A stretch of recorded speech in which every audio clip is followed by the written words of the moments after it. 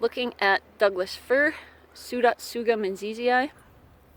Pseudo referring to false, Tsuga hemlock, so it's once thought it looked like a hemlock. It doesn't in my opinion, but here is a mature Douglas-fir. Really broad branching, the branches tend to stick straight out. Generally growing in low elevations on moist to very dry sites. On the mature trees, it gets this ridged bark and a kind of orange color coming through on the new bark underneath.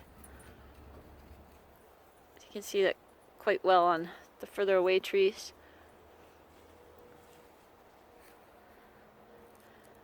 Seems to be competition for cones here with the squirrels.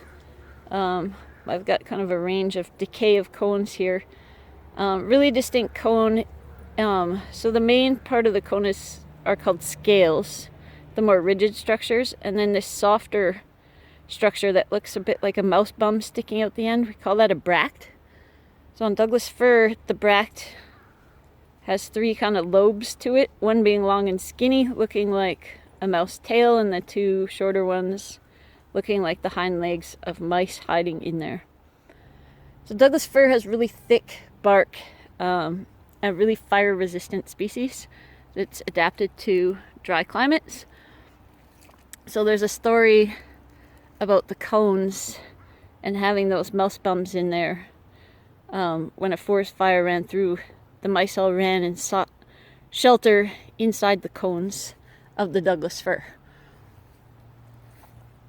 So it's hard to see the branches up high above, but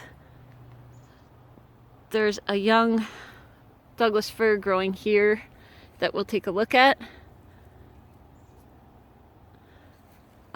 So the bark on the young trees is much different. It looks very similar to subalpine fir, so smooth gray bark, and then these kind of pitch nodules on it. So mature subalpine fir, the bark will maintain that appearance, whereas Douglas-fir will get the deep furrowing or ridges in the bark as it matures.